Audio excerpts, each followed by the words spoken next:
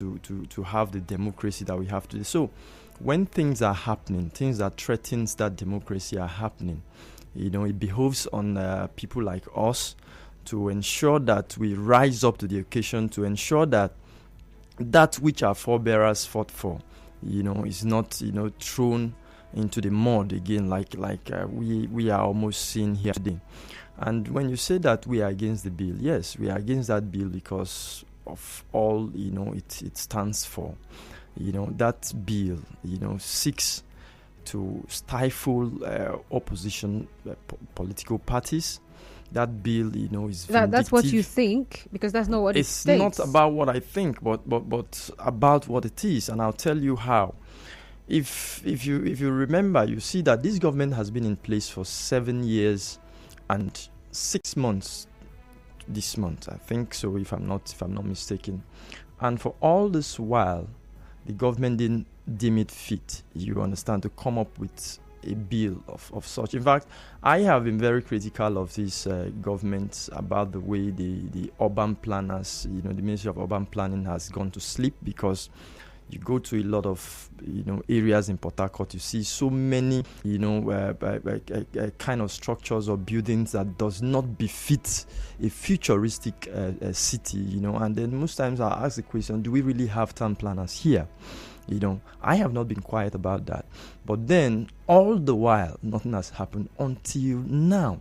And then if you look at the bill, you discover that bill is primarily, intended to give legal support to the Order 21 and Order 22, which a lot of persons, including our own organization and coalition, has seriously condemned as tyrannical and anti-people. Do you understand? So now, the main purpose of that bill is to ensure that the Executive Order 21 and 22 have the legal backing that will make it enforceable, because as it were, the mere pronunciation of the governor as regards to the order, Executive Order 21 and 22, does not give it any legal standing. So they did all that they did yesterday and all that they have been doing just to ensure that they can achieve that clandestine motive to hoodwink the people of Rivers State into believing that they are passing a bill for their interest, just so that they can do what they want against every other opposition political party. And that is not right, because, for instance, the beauty of democracy is that you have divergent views, opinions, ideologies, and all of those things. And then you sample these ideas, and then the people will now choose the one that they like the most, the one that they feel or they believe, can enhance their livelihood. But today what we see here is a situation whereby the government of the day does not seek the attention, the conscience, you understand? They did not seek for the approval of the people before they do whatever they want to do. They just wake up in the morning and decide to do whatever they want to do, and then they will tell you that it is for the people. That's not how democracy works. And then to ensure that they can be able to go on with such act, they ensure that the state will become a one-party state, a thing that is an aberration to democracy. When they now have a one-party state, they can now do whatever they want to do without questioning, and that is what you are seeing. In fact, while I was coming here, I was even going through the Electoral Act again. If you look at that bill, a lot of things are wrong with that bill. Number one, that bill, do you understand, is standing in abeyance or ultra vires to the current Electoral Act that we have. And then in lawmaking, the state cannot make any law that will contravene the federal law. And as of today, INEC is the only organized and constituted body that has right to do anything when it has to do with elections. And INEC, in the current Electoral Act that is operational in Nigeria today, reeled out all the do's and don'ts of the election. And part of the things that INEC said should not be done are the things that the Rivers State government are doing. And now the Assembly of the state is trying to give life to those actions. And it is quite unfortunate. If you go to section 95 subsection 2 of the current Electoral Act, it states that no state, no apparatus of state should be used against any political party or any candidate of any political party, or used to the disadvantage of any political party or any candidate. Today, as we speak, the Rivers State government is using the apparatus of state to try to, you understand, cow every other political party, prevent every other political party, so that they don't have a fair playing ground. And that is not right. What we are saying is that allow the system to be free, fair, for everybody, every political party to participate. The right to choose is predominantly that of the people of Rivers State. And then if you hear some of the rhetorics of our governor, you say he'll tell you that the votes of Rivers State is with him. He would tell Rivers people where to vote, who to vote, and that is wrong. That you don't make such comments. You don't even contemplate such thing in a democracy. So let's talk about what you actually were expecting that the State House of Assembly should have done. We were also expecting that there would have been a public hearing before such a bill is passed into law. And from what you've told me before now, there was a public hearing. There was no public hearing. What happened yesterday was a charade, and I'll tell you why it was a charade. But there was a gathering, and this gathering was for a public hearing. I just want to have that. Of course. Okay. On Friday, we got an invite from the State Assembly around a few minutes past 4 p.m., inviting us for that public hearing, for a public hearing on Monday, being yesterday, by 8 a.m. And they state clearly that we should, if we have any objection to the bill, we should come with our position. And we wondered why you were inviting an organization for such an important event, and you wait until the close of work on Friday when everybody must have gone home. Those who don't live in the city may have traveled back. You understand, that was the time that the invite came. But against all odds, we were up and doing, and then we met our legal team and the leadership of our organizations, and then we tried as much as we could to look to get to know what were in that bill, and then we saw a lot of areas that was not in tandem with what our democracy should be, and then we took our positions. On Monday, being yesterday, we got to the hearing, the place for the hearing at the assembly complex, as at the time that they earmarked for the hearing, 8 a.m. They didn't come until about 15 minutes past 10, and the moment they came, it was as if there was fire on the mountain somewhere, that they were running, to go and put out the fire. They were just in so much hurry. They just came and said everybody, all the stakeholders will have 2 minutes to just make any contribution. And we were like, 2 minutes for a public hearing. And then one other thing that is very instructive to inform the people of Rivers State about is the fact that public hearing was just between the Rivers State government and the Rivers State civil society organization. There was just two parties there, because every other stakeholder, so to say, who came were people organized by the government to come and support the charade that they were about to do.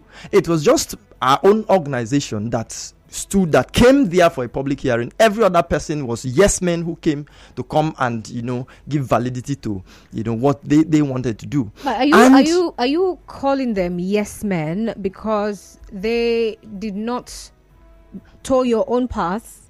They decided that, okay, we agree with the government, with what the government is putting out there, and then you are now alleging that the government arranged them to come for the public hearing. Of course, they didn't even hide it. You understand? They said it. We had the person who represented the Attorney General. We have the Argonne rep, and then the local government reps, and that was all. The other people who were there were myself and the chairman of our civil society coalition. who were there, and every other people who were there who came as stakeholders, all they were saying that they support. In fact, the Attorney General, the person who came to represent the Attorney General said something that almost made me cry. He said that all he wanted to see here today is to see how everybody will just support this bill, so that this bill will be passed into law as soon as possible, so that they can have something to work with too. And I'm like, have you actually sat down to look at this bill? You, as an Attorney General, you are supposed to even advise the State Assembly. You're even supposed to advise the governor on issues, legal issues, to ensure that there are no encumbrances. You understand? But here you are, saying you just want, all you want to hear is to see people support a bill that negates the rights of others from participating in the electoral process. And that was very bad. And at the end of the day, they succeeded in ensuring that we could not even explain some of the things that we have put in together, some of the objections, some of the points that we have, we had reservations about and we wanted to talk about. They refused. And they dispatched that gathering in less than 1 hour.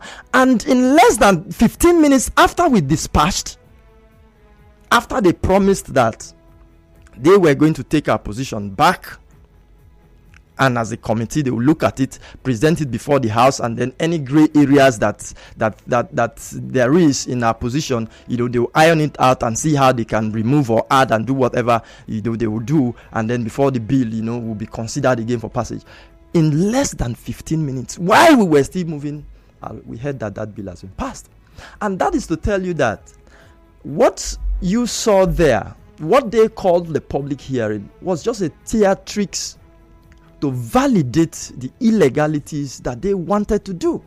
But unfortunately, one will say that the state assemblies are vested with the powers to make laws, and they have made the law, and by virtue of that, the law is binding. But now it becomes a problem when people that were elected by Rivers people will go to the assembly. Forget about the people who elected it, because I am very sure that if these assembly members had gotten back home to their constituents to ask them their opinion about this bill, there is no constituency in Rivers State that will give a nod to that action that was taken yesterday. We'll be right back after this break. Stay tuned. Express yourself right here on Nigeria Info. Nigeria Info. From the economic capital of West Africa.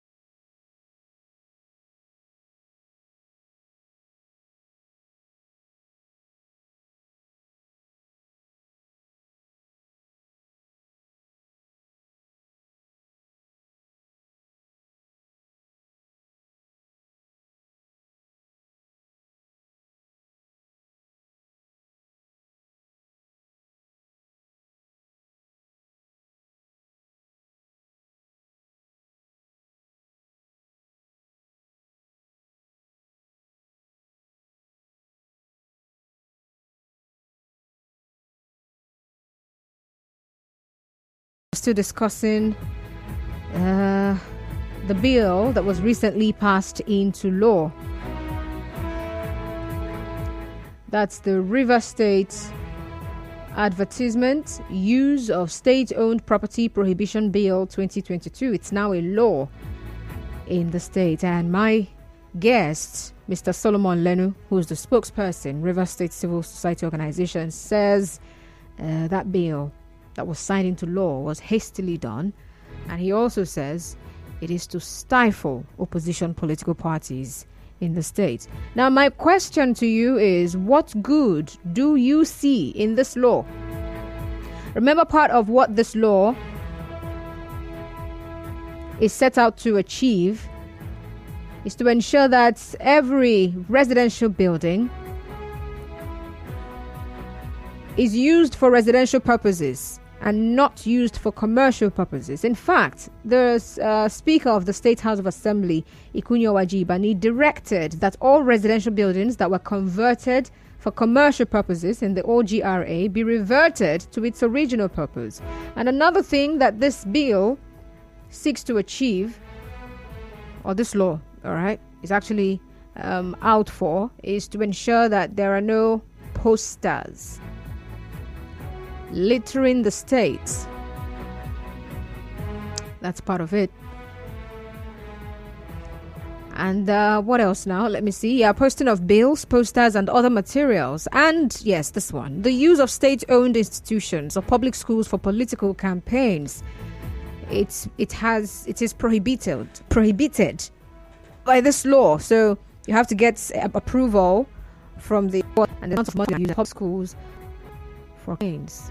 So let's the phone lines. We're just on the clock right now. 070 0923 0923. All right, on Facebook, Stephen C. Ibudu says this law enacted by Governor Wike and his House of Assembly is undemocratic, targeted to opposition parties in the state. Well, if his party loses the 2023 election, they will feel the pains. Frank Hamadi says that law is being targeted by the opposition party, nothing else. But let them remember the present government in River State used the new stadium when it was still under construction, when the then Chibike Rotimi Amechi was governor of River State. That law should be opposed by the opposition parties before it is too late. All right, Frank.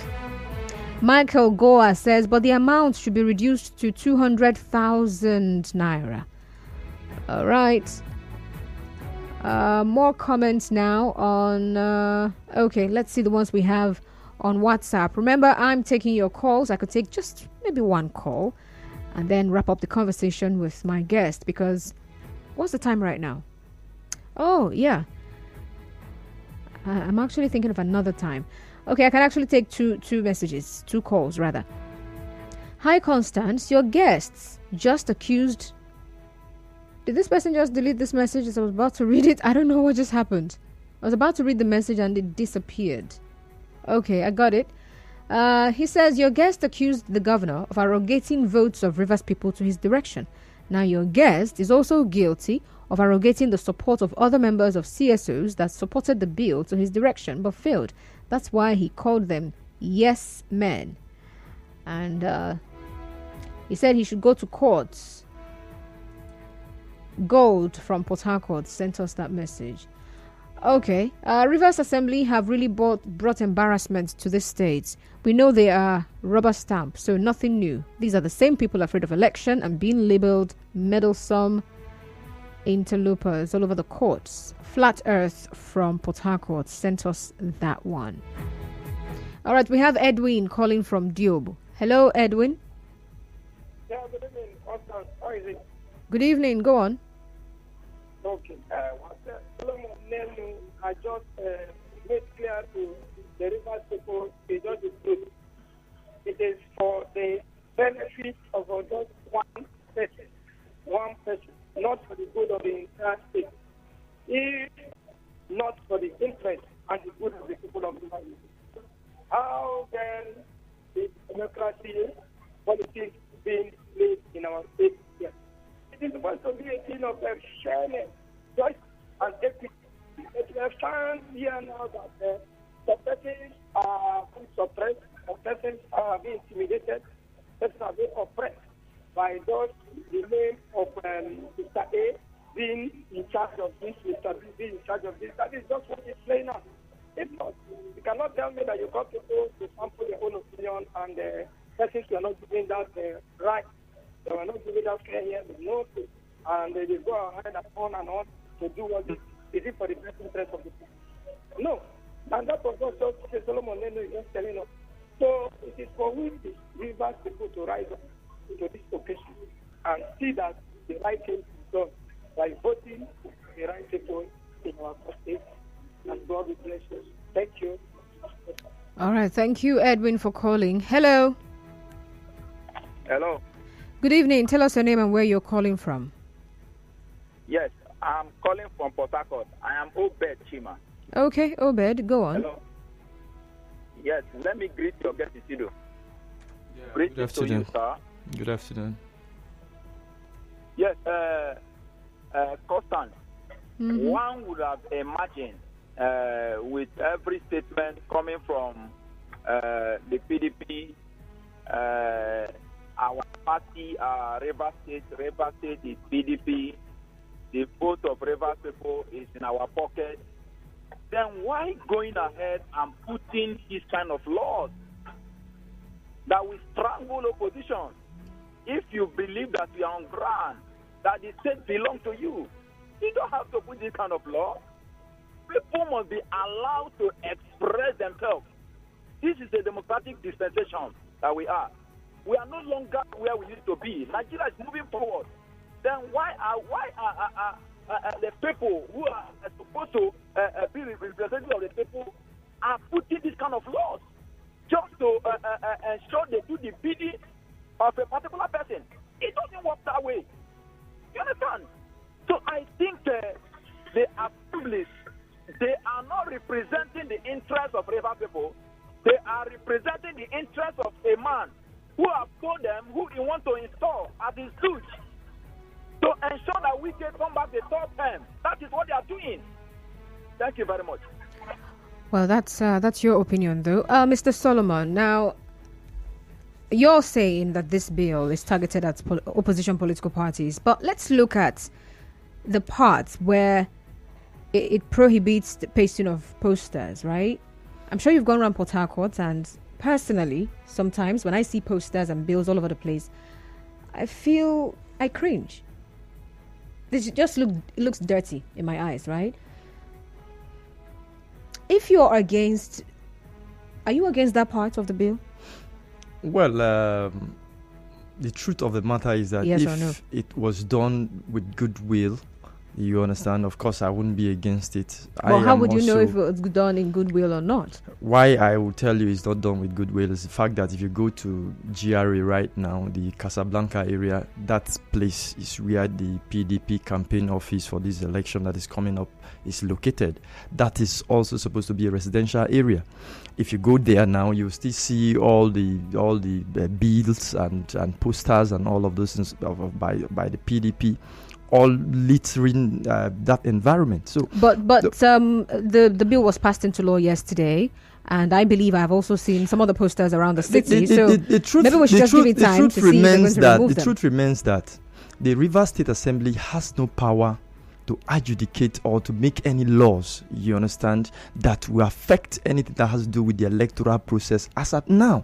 The INEC is the only body that has such right, and we were saying that, look, if you must make this law, maybe because you want to sanitize the streets of Port Harcourt and all of those things, you can make that bill, the implementation of that bill to be futuristic after the elections. You understand? You can pass a law today and say this law will become effective at so point or so time in future. Okay. That's how they do things. But I am telling you, Constance, and I'm telling Rivers people, there is no reason they didn't come up with that law because they want to sanitize the streets of Port Harcourt, or they want to return back GRA to what it was meant to be. Because I can tell you that a lot of these persons who are even sponsoring these bills are the ones that even have the business places all around GRA today. a lot of them that are in that assembly, a lot of them that are loyal to the governor and the PDP are owners of the structures that has been converted to business places in the residential area. So what are we talking about? Do you understand? Okay, so how else can state assets be what's the word I wanted to use? Is it guarded or something? I need to look at my script. The truth about the matter is that when you say public, protected, when you say public facilities, yes, do you understand? For example, the flyovers we have to get people not to paste posters the main there. reason why you have public facility in the first place is for it to be used, for the public to be able to use it for their activities and functions. You understand? Yeah, but I'm talking about protecting. Now the right, if you're talking about protection, now the right thing that would have been done is that you can set up a committee or a task force, since the government of today loves task force a lot, and deploy this task force to every venue where they want to be, where people will use public facilities. So make sure that their presence are there, so that they don't use these facilities the way that will destroy those facilities. But do you understand? That's what they would have done. And then you maybe you give them, you put a sizable charge, a reasonable fee to say, okay, you're paying 50,000 for this event, and from there they can take care of the officers that will secure and monitor what is happening there. That's how things are done when it is not vindictive. But 5 million naira non-refundable.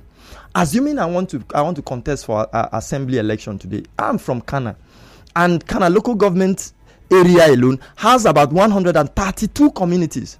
And then if I'm from constituency 1, where you have almost 90 communities, and I want to go and contest, I want to go and campaign in all those places, and then I'm to pay 5 million naira each, I've already violated the Electoral Act by doing so, because the benchmark for assembly, the benchmark for the spending for assembly election would have been exceeded. These are some of the things that these people did not even care to look at, because the party in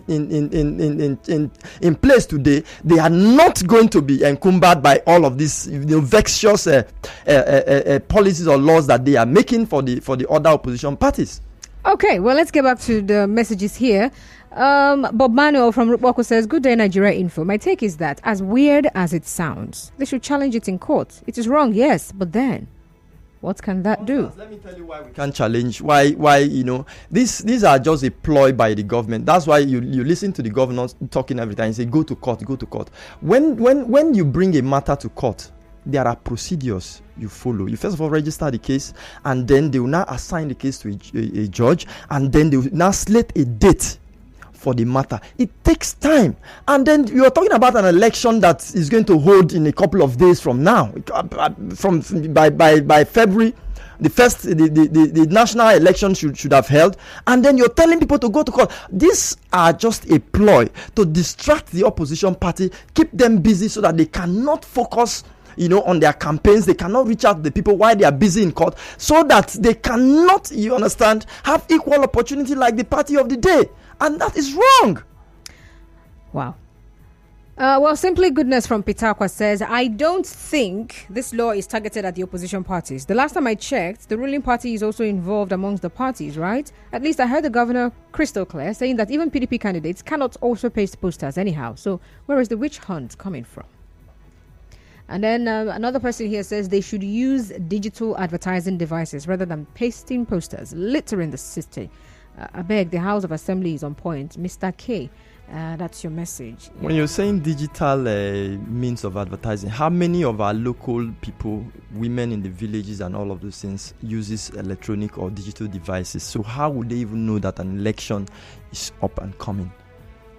All right, Mr. Solomon, as we wrap up now, you've been saying more like the government of the day is more like not showing that the people matter to it.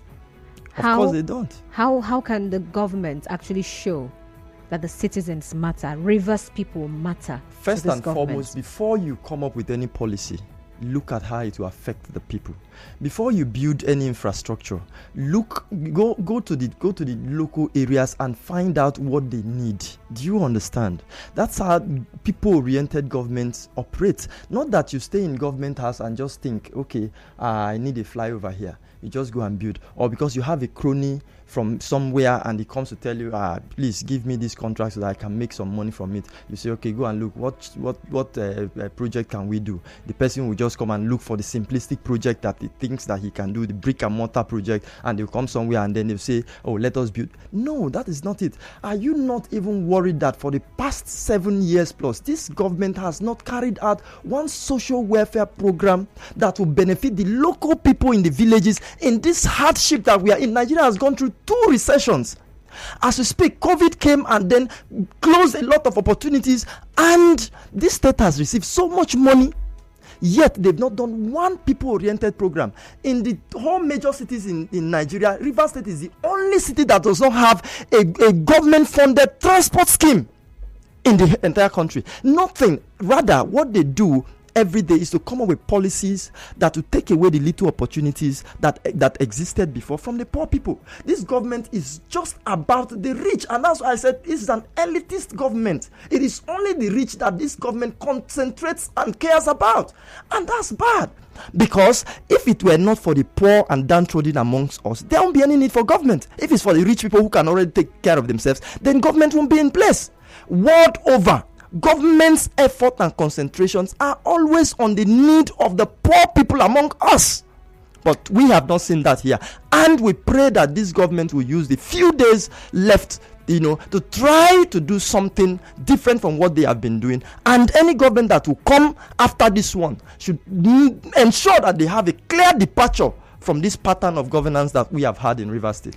All right, Mr. Solomon Lenu, spokesperson, Rivers State Civil Society Organizations. Thank you so much for being on Hard Facts this evening. Thank you for having me, Constance. All right, so that's it on this conversation. We go on a commercial break and then the news.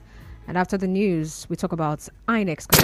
You are tuned in to Nigeria Info. We'll be right back after this.